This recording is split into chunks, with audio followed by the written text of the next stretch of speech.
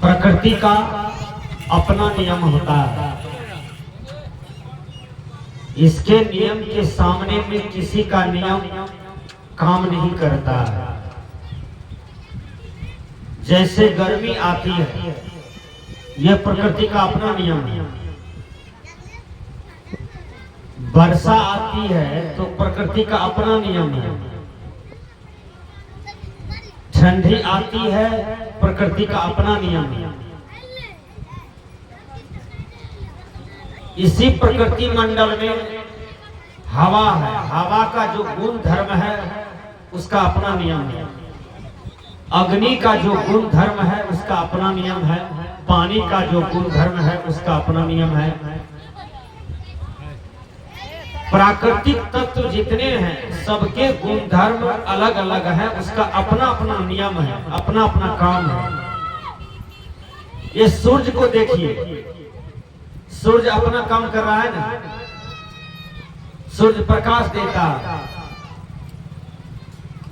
सूर्य की रोशनी यदि नहीं रहे तो पृथ्वी पर एक भी लोग जीवित नहीं रहेंगे, सभी मर जाएंगे। कैसे? क्योंकि सूर्य की रोशनी से ही हमें अन्न उपज होता है। यदि सूर्य की रोशनी नहीं रहेगा तो अन्न नहीं होगा। कैसे? आप जहां पर वृक्ष है वहां पर बहुत छाया होता है, जहां ज्यादा वृक्ष है, और उसके नीचे में आप मकई लगा दीजिएगा, धान लगा दीजिएगा, देखिएगा उगला जाए, क्योंकि सूर्य का प्रकाश वहां पर नहीं पहुंचता है, तो वो फसल नहीं होता। जहां सूर्य की रोशनी सौलित पड़ता है वहां देखिएगा मकई भी होगा, धान भी होगा, गेहूं भी होगा। इसलिए सूर्य जो है अपने नियम का पालन कर रहा है। प्रकृति के जितने भी तत्व हैं सभी गुण धर्म अपने नियमों का पालन करते हैं, लेकिन फर्क इतना ही है कि मनुष्य अपने नियम का पालन नहीं कर रहे हैं। गाय अपना नियम का पालन करती है, बैल अपना नियम का पालन करता है, कौवा, मैना, पक्षी, बटेर, कुत्ता, बिल्ली सब अपने अपने नियम का पालन कर रहा है। लेकिन मनुष्य अपने नियम से चूक रहा है, अपने नियम का उल्लंघन करता है। इसलिए प्रकृति के नियम जो है वो बड़ा गजब है। इसी प्रकृति में सभी जीव जंतु का जन्म हुआ है ना, और इसी प्रकृति मंडल में सभी मर करके फिर विलीन हो जाता है। माटी का खिलौना माटी में मिल जाएगा, यानी सभी के शरीर मट्टी से बना है, और ये शरीर मट्टी का खिलौना है, और ये माटी में मिल जाएगा। आपका 10 नंबर वाला दादाजी कहाँ है? कोई पूछे तो आप क्या जवाब दीजिएगा? किसी ने देखा है 10 नंबर वाला दादाजी को? किसी ने देखा है? नहीं देखा है। मिट्टी में मिल गए, सड़ गए, पच गए। कोई प्रश्न करेगा आपका 9 नंबर वाला दादाजी कहाँ है? आप क्या जवाब दीजिएगा? पता चलेगा? कुछ भी पता नहीं है। कोई पूछे आपका 8वां नंबर वाला दादा का क्या नाम है? कोई जानते हैं? कोई नहीं जानता। 7 नंबर वाला दादाजी का क्या नाम है? कोई बिरले जान सकता है तो जान सकता है, नहीं तो नहीं के बराबर। दादा का तो दादा लोगों को पते नहीं है, लोग भूल जाते हैं। तो सब प्रकृति में विलीन हो गया, मिट्टी से निकला था सब मिट्टी में रच पच गया, मिल गया।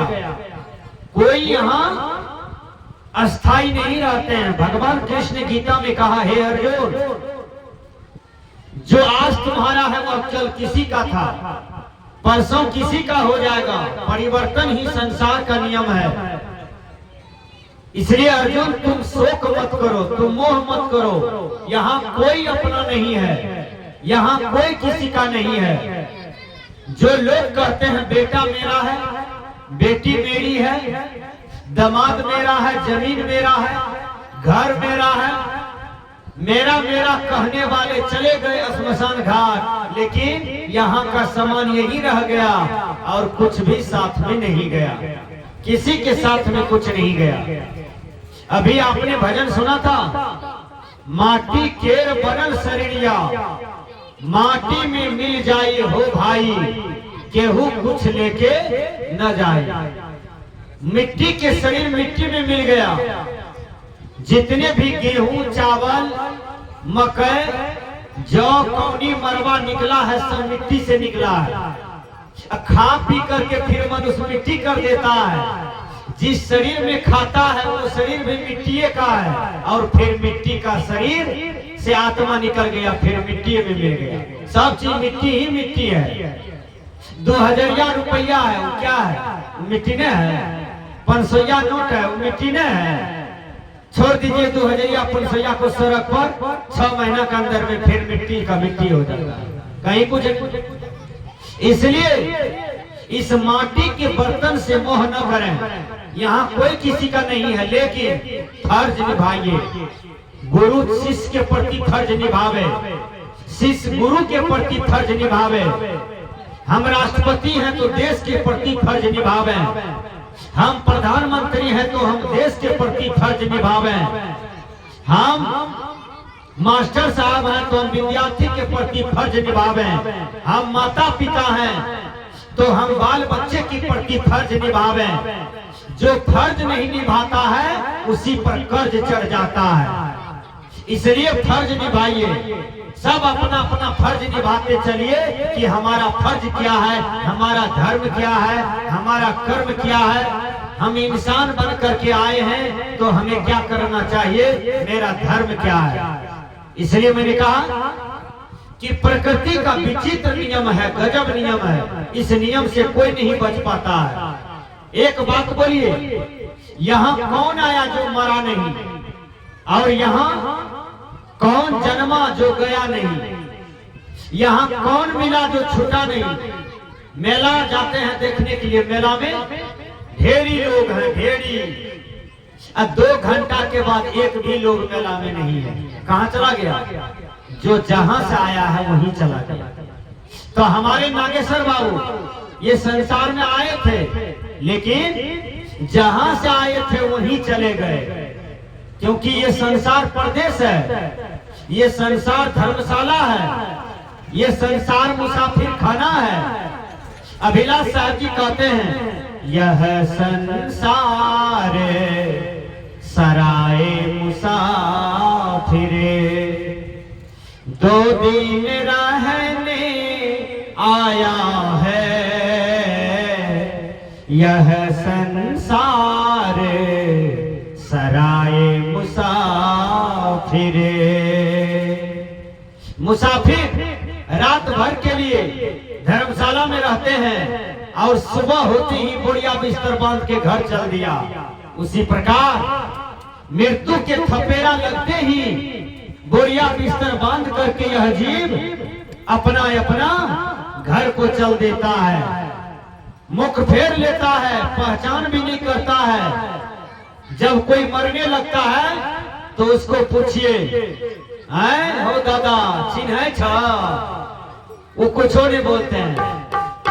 बाबूजी हमरा चिन्ह छा? वो कुछ नहीं बोलते हैं। विचार कीजिएगा। नाना जी चिन्ह छा? कुछ नहीं बोलते हैं। तो संत क्या कहते हैं? जब चीन परिचय खत्म हो जाता है तो संत क्या कहते हैं? सुनिए कितना बढ़िया कहते हैं कि शरीर में प्राण है, अब प्राण रहते हुए जीव भरमता है, नहीं पहचान करता है। इसलिए गुरुवर कबीर कहते हैं, क्या कहते हैं? नेकी कर ले रे मन 2 दिन का मेहमान। ऐ मेहमान तुम मेहमानी में हो, लेकिन 2 दिन का, 2 दिन के बाद फिर तीसरा दिन यहाँ नहीं रहना होगा। जो विद्यार्थी परीक्षा देने के लिए जाता है पूर्णिया, उसको 8 दिन के लिए रूम मिलता है। 8 दिन में उसको 1000 टका देना है और फिर रूम खाली करना है। 8 दिन जैसे पूरेगा अब मालिक आएगा कहेगा बोरिया बिस्तर बांधो और अपना घर जाओ, कहेगा ना 8 दिन तुम्हारा पूरा हो गया। उसी प्रकार ये दुनिया में जो मर जाते हैं समझिए उसका समय पूरा हो गया।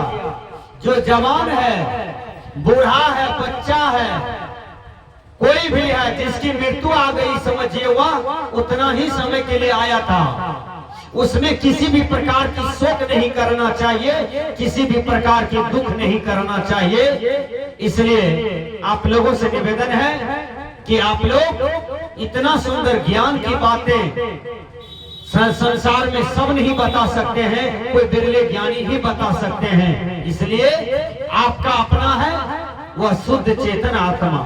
शरीर भी अपना नहीं, शरीर संबंधी प्राणी पदार्थ भी अपना नहीं। आपका अपना क्या है कि शुद्ध चेतन आत्मा। इस आत्मा की उद्धार के लिए भजन करें, सत्संग करें, साधना करें, ध्यान करें। आइए